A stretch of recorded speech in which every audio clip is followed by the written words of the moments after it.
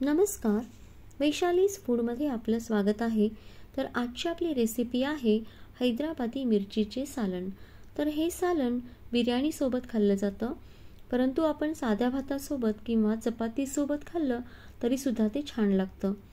तर रेसिपीला सुरुवात करूया। मी साहित्य दाखवते। तर इथे चिंच घेतलेली आहे थोडीशी,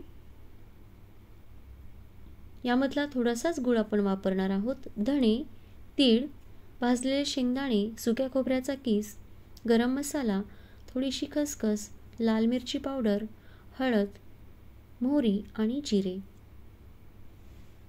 आणि ओल्या मसाल्यामध्ये आलं, लसूण आणि 2 पातळ उभे चिरलेले कांदे। आणि ह्या कमी तिखट मिरच्या आहेत, तर अशा कोणत्याही कमी तिखट मिरच्या तुम्ही वापरू शकता। तर याच्यापेक्षा ज्या बारीक पोपटी कलरच्या मिरच्या असतात त्या वापरल्या तरी सुद्धा हे सालन खूप छान होतं। तर डार्क गडद हिरव्या रंगाच्या ज्या मिरच्या असतात त्या आपल्याला वापरायच्या नाही आहेत आणि याच्यातल्या बिया आपल्याला काढून टाकायच्या आहेत। तर आता कढईमध्ये सुके मसाले भाजून घेऊया। तर पहिल्यांदा धणे, जिरे, तीळ आणि सुके खोबरे, खसखस हे सगळं घालायचं आहे आणि आपल्याला भाजून घ्यायचं आहे। तर सुक्या खोबऱ्याचा किस नसेल तुमच्याकडे तर तुम्ही खोबऱ्याचे पातळ उभे काप वापरले तरी सुद्धा चालेल किंवा डेसिकेटेड कोकोनट वापरलं तरी सुद्धा चालेल। तर आता हे भाजून झाले, मी हे काढून घेते आणि याच कढईमध्ये थोड्याशा तेलावर आपल्याला कांदा, लसूण आणि आलं भाजून घ्यायचं आहे।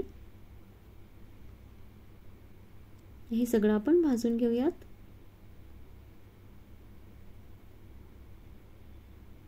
आणि हे दोन्ही मसाले आपल्याला थंड झाल्यानंतर मिक्सरला बारीक करून घ्यायचे।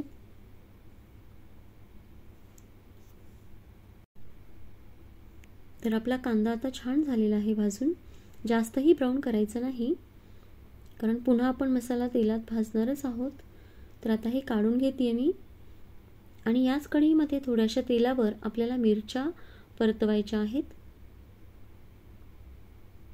म्हणजे मिरच्यांचा थोडासा कच्चेपणा जाईपर्यंतच आपल्याला मिरच्या परतून घ्यायच्या आहेत तेलावर, जास्तही मऊ करायच्या नाहीत।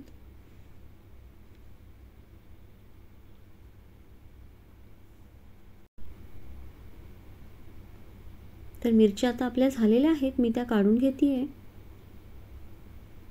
आणि आता आपला मसाला सुद्धा थंड झाला आहे। तर सुक्या मसाल्यांमध्ये आपल्याला भाजलेले शेंगदाणे सुद्धा घालायचे आहेत। तर हे शेंगदाणे मी भाजून त्याची साल काढलेली आहेत, ते याच्यात ॲड केलेत। तर हा सुका मसाला बारीक करून झालाय, त्याच्यामध्ये कांदा, लसूण आणि आलं घालायचं आणि थोडंसं पाणी घालायचं, म्हणजे छान असा ग्रेव्ही तयार होते। तर याच्यातला तुम्हाला जेवढा लागेल तेवढाच मसाला तुम्ही वापरू शकता। तर आता कढईमध्ये तेल घातलंय, तेल गरम झालंय, मोहरी आणि जिरे घालायचे आणि तुम्हाला जेवढी ग्रेव्ही करायची त्याच्याप्रमाणे तुम्ही मसाला घालू शकता आणि हा मसाला आपल्याला छान तेलामध्ये परतवून घ्यायचा आहे।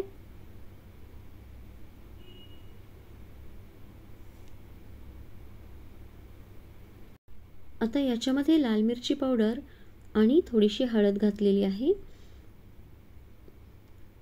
आणि हे छान मिक्स करून घेऊया। आता याच्यामध्ये थोडीशी कोथिंबीर घालतेय मी, मसाला बारीक करताना कोथिंबीर घातली तरी सुद्धा चालेल। मसाल्यासोबत अशी कोथिंबीर घातली की मस्त असा स्वाद येतो।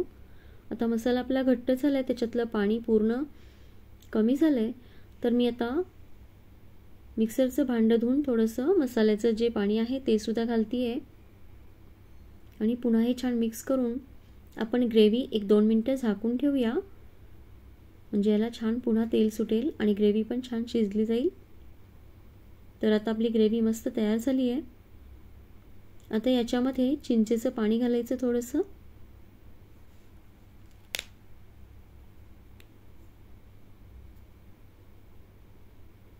आणि छान मिक्स करून झालेलं आहे।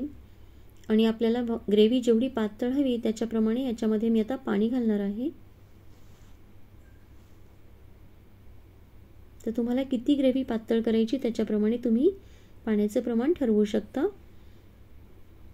आता थोडासा गरम मसाला घातलाय मी, चवीनुसार मीठ घालायचं आणि हे छान मिक्स करून याला मी थोडा वेळ झाकून ठेवून ही ग्रेव्ही शिजवून घेणार आहे. तर आता मी झाकण ठेवते. तर एक 5 मिनिटं छान ग्रेव्ही उकळली आहे, थोडी घट्टसुद्धा झाली आहे. आता आपण मिरच्या घालूयात. तर मिरच्या आपण तेलावर परतल्यामुळं पटकन शिजतात. तर मस्त अशा मिक्स करून घेऊया आणि आता पुन्हा आपण झाकण ठेवून ह्या मिरच्या शिजवून घेऊयात. तर आता आपण थोड्याशा हलवून घेऊयात, खालची बाजू वर, आणि म्हणजे मिरच्या दोन्ही बाजूनी छान शिजल्या जातील. आणि पुन्हा झाकण ठेवलंय मी. तर आता मिरच्या व्यवस्थित शिजल्या गेल्यात. थोडासा गूळ घालायचा, कारण आपण चिंच वापरली आहे, त्यामुळे चिंच गुळाचं कॉम्बिनेशन खूप छान टेस्ट देतं. झाकण ठेवूया 2 मिनिटं. मस्त गूळ सुद्धा विरघळला आहे आणि आपली भाजी मस्त तयार झाली आहे. तर मी आता ती सर्व करते. तर चपाती सोबत सुद्धा ही भाजी खूप छान लागते.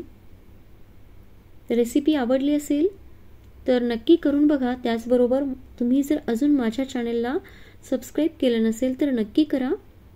धन्यवाद.